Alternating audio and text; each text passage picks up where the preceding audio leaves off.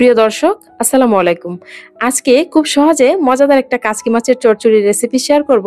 কাচকি মাছের এই চচ্চড়িটা রান্না করা সহজ হলেও খেতে কিন্তু ভীষণ মজার। কাচকি মাছের চচ্চড়ি রান্না করে নেওয়ার জন্য শুরুতে এখানে 500 গ্রাম পরিমাণ কাচকি মাছ নিয়েছি। মাছগুলো কিন্তু একদম ফ্রেশ তরতাজা আছে। তো মাছগুলোকে বাজার থেকে নিয়ে আসার পর খুব ভালো করে বেছে পরিষ্কার করে ধুয়ে পানিটা ঝরিয়ে নিয়েছি। এরপর চলে আসলাম রান্নায়।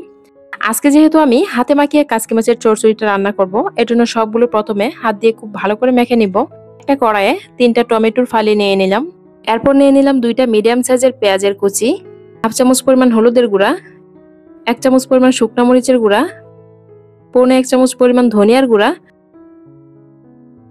স্বাদ মতো লবণ। আমি এখানে 500 গ্রাম পরিমাণ কাচকি মাছের জন্য এই মশলাগুলো দিচ্ছি।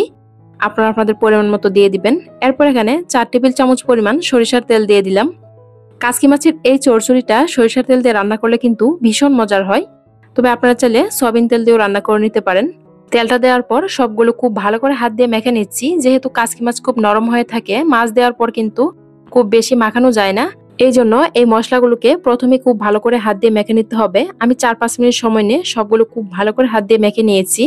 এরপর এখানে ধুয়ে পানি ঝরিয়ে রাখা কাচকি মাছগুলো দিয়ে দিলাম। কাচকি মাছগুলো দেওয়ার পর মশলাগুলোর সাথে খুব ভালো করে হাত দিয়ে মেখে নিচ্ছি। যেহেতু কাচকি মাছ রান্নার সময় কিন্তু এত বেশি নাড়াচাড়া করা যায় না, বেশি নাড়াচাড়া করলে মাছগুলো আবার ভেঙে যায়।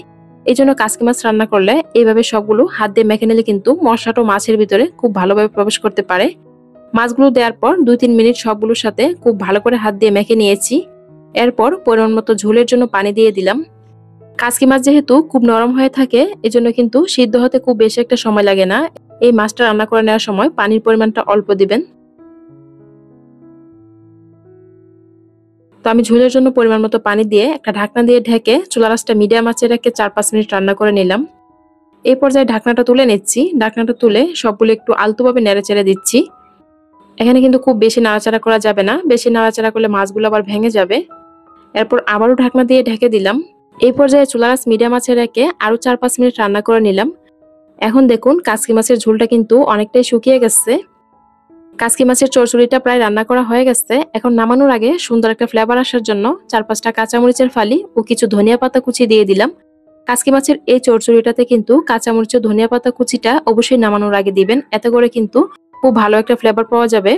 কাচকি মাছের চচ্চড়িটা রান্না করতে টোটাল সময় লেগেছে প্রায় 10 মিনিটের মতো। এর বেশি কিন্তু কাচকি মাছটাকে রান্না করতে যাবেন না, তাহলে কিন্তু কাচকি মাছগুলো আবার ভেঙে যাবে। তো রান্না করা হয়ে গেল দারুণ মজার কাচকি মাছের চচ্চড়ি। রান্না করে নেওয়ার পর গরম গরমে একটা বাটিতে সার্ভ করে নিয়েছি। দেখুন মাশাআল্লাহ, দেখতে কতটা সুন্দর লাগছে। এই কাচকি মাছের চচ্চড়িটা দিয়ে গরম গরম ভাত খেতে কিন্তু ভীষণ ভালো লাগে। আপনারা অবশ্যই এইভাবে ট্রাই করে দেখবেন। আর এই কাচকি মাছের চচ্চড়িটা কিন্তু খুব অল্প সময়ে সহজেই রান্না করে নেওয়া যায়। আপনারা যে কেউ রান্না করে নিতে পারবেন। এরকম সহজে মজার মজার রেসিপি পেতে চ্যানেল সাবস্ক্রাইব করার অনুরোধ রইল। আজকের এই কাচকি মাছের চচ্চড়ি রেসিপি কেমন হয়েছে কমেন্ট করে জানাতে ভুলবেন না। ভিডিওটি এখানেই শেষ করব। সবাই ভালো থাকবেন। আল্লাহ হাফেজ।